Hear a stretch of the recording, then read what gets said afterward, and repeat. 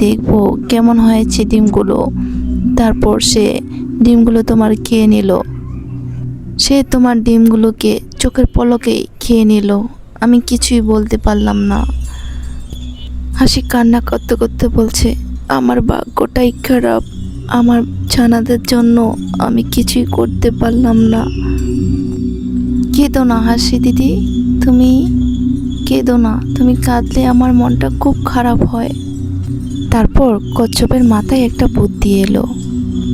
তারপর কচ্ছপটা হাসিকে বুদ্ধি দিল, তুমি এভাবে এভাবে করবে, তাহলে শিয়াল মামা ফাঁদে পড়বে। তার বুদ্ধি শুনে হাসি খুব খুশি হলো।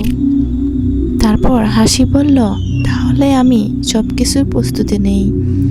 কিছুদিন পর হাসি আবার ডিম পাড়ার জন্য প্রস্তুতি নিল। তারপর দুটো ডিমও পারল। সে এখন ফাঁদ পেতে রেখেছে, শিয়াল মামা আসলেই ফাঁদে পড়বে। তারপর কচ্ছপ মনে মনে ভাবল, এবার এসো শিয়াল মামা, তোমাকে ভালো জব্দ করব আমরা। তারপর কিছুক্ষণ পরেই শিয়াল মামা আসতেছে। শিয়াল মামাকে দেখে হাসি খুব খুশি হলো যে আজকে ওকে জব্দ করতে পারবো। হাসির মনে খুব আনন্দ হচ্ছে। তারপর শিয়াল বলল, হাসি, তুমি যে আজকে এত দূর ডিম পেড়েছ কেন? ও শিয়াল মামা, তুমি কি আমার ডিমের কাছে আসতে চাও? হ্যাঁ, আসতে চাই। কিভাবে আসবো? এই যে তোমার জন্য রাস্তা করে দিয়েছি, আসো তাহলে। তারপর শিয়াল যেতে লাগলো। দুই এক কাক দিতেই শিয়াল মামা তখন পড়ে গেল, বলল, বাঁচাও বাঁচাও বাঁচাও।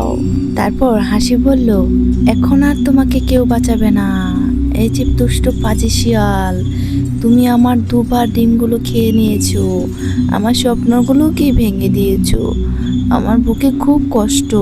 এতদিনে আমার ছানা ফুটে গিয়ে আমাকে মামা বলে ডাকতো। দুষ্ট পাজি শিয়াল, তোর জন্য আজকে আমার ছানাগুলো ফুটেনি, তুই আমার ডিমগুলোকে খেয়ে নিয়েছিস। তারপর কচ্ছপ হাসতে হাসতে বলল, এই যে দুষ্ট, তুমি আমাকে ধোঁকা দিয়ে ডিমগুলো খেয়ে নিয়েছো। এখন কেমন লাগছে? তোমাকে বাঁচানোর মতো কেউই নেই। তারপর শিয়াল তার ভুল বুঝতে পারল। সে বলল, আমাকে ক্ষমা করে দিও, আমি আর কখনো লোভ করব না। তারপর হাসি বলল, এই ভুলের কখনো ক্ষমা হয় না। তুমি আমাকে খুব কষ্ট দিয়েছো।